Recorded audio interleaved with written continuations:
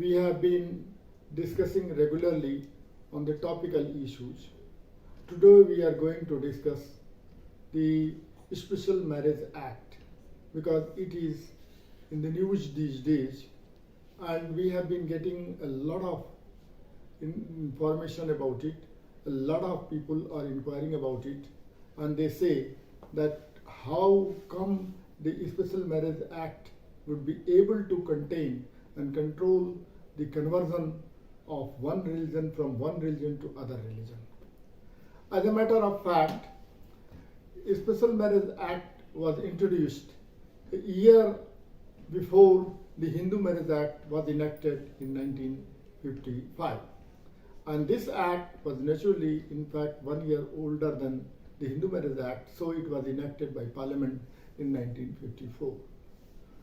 This Special Marriage Act, in fact, provides a lot of leeways to every individual who is of marriageable age. It gives the freedom from one religion to the other religion, and one can marry from one religion to the other religion without changing or converting to other religion. For example, under the Hindu Marriage Act, one has to be a Hindu to marry a girl or a man of his or her own choice. And same is the case in the Islamic law, in Sharia law, and because one has to be a Muslim to marry a Muslim girl or a Muslim girl to a Muslim boy. But in a Special Marriage Act, a Hindu boy or a Hindu girl can marry a Muslim man or Muslim woman or a Christian man or a Christian woman, a Parsi man or a Parsi woman, that is of their own choice. There is no injunction, there is no prohibition to it. So the only thing which is required under the Special Marriage Act is that the boy has to be 21 years old and the girl has to be of 18 years. If the girl is of marriageable age, then she can enter into a marriage or wedlock with a boy of 21 years of age.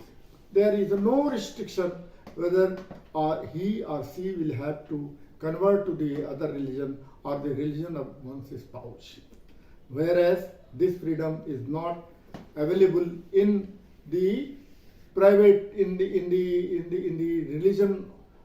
Religious Marriages Act. So this is the specialty, this is the basic, this is a feature of the Special Marriage Act. And the other thing, in fact, which has to be kept into mind is that a notice, in fact, both the parties has to approach to the registrar for the registration of the marriage. In religious marriages, in fact, there is no need for the registration. If a marriage has been entered between a Hindu boy and girl or a Muslim boy and girl, there is no need for it registration. For the registration, one can go there. It is an optional one. It is a voluntary. If they want to get it registered, it's all right. If they do not want to get it registered, there is no mandatory provision for it. But in a Special Marriage Act, what is required is that the registration is mandatory. So both the parties will have to approach to the concerned registrar of the concerned area, and they will have to file an application saying that they want to get their marriage registered.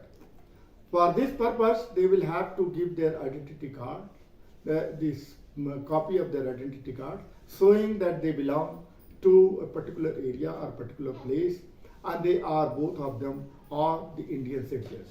Because the Special Marriage Act is meant only for the Indian citizens and not for others.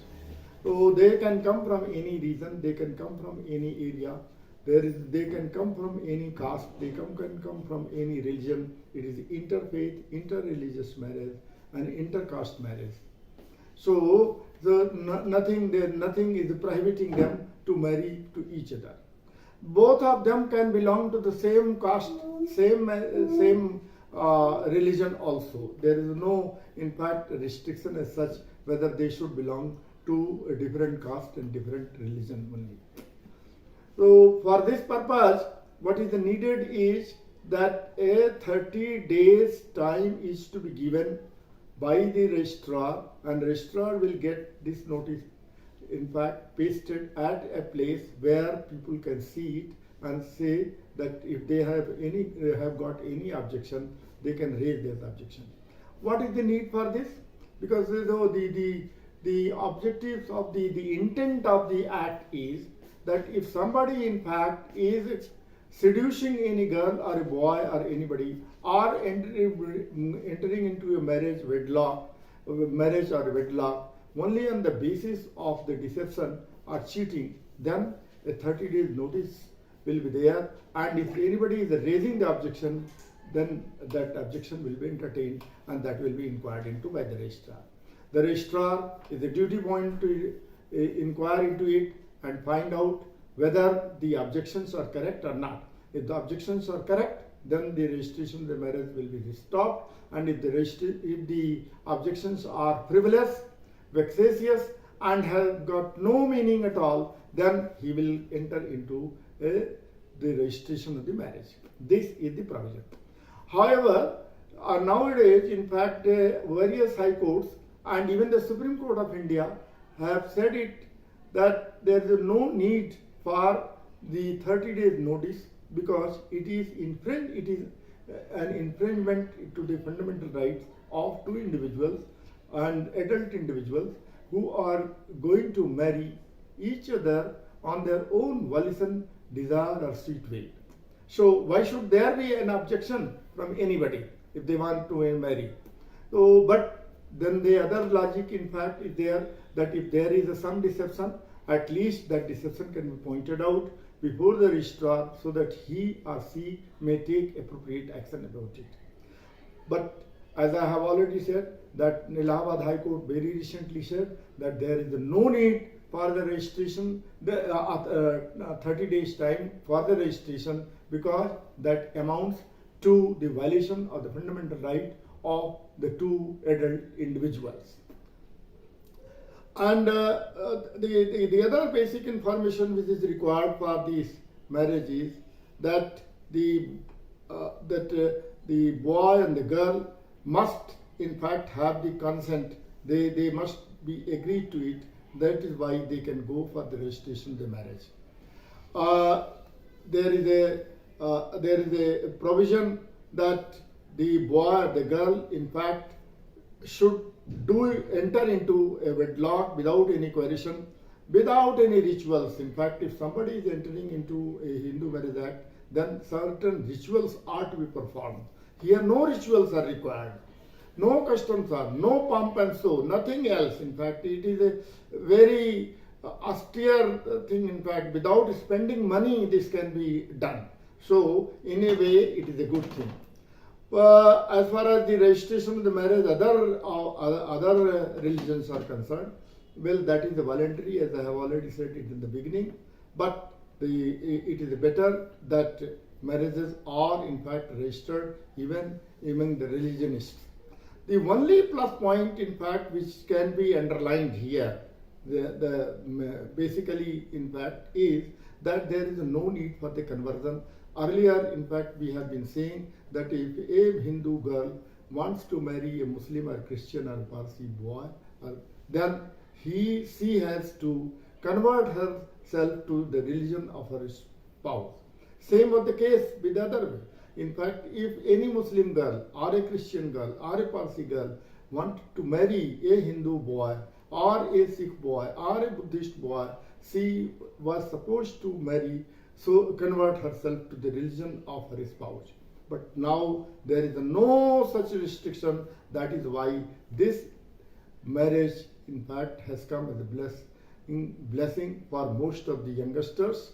The only precaution which has to be taken into account is that both of them should be very cautious about it, and they should always take care of the fact that nobody is deceiving others, because there is every possibility for a girl of 18 years to be seduced by the boy, Or same is the case with the boy, he or she can be seduced by the girl family or somebody, some outside forces. So this is the only precaution which needs to be taken by both the parties. So we shall be giving more such information on different subjects in the days to come, and in case you have got any query to us, you can just get back to us, and we will be happy to reply to your queries. And I also request that if you are liking this video, if you are liking this YouTube, then you must subscribe it, and you must also like it, so that we can have a better reach and we can make more improvements in our presentations. Thank you.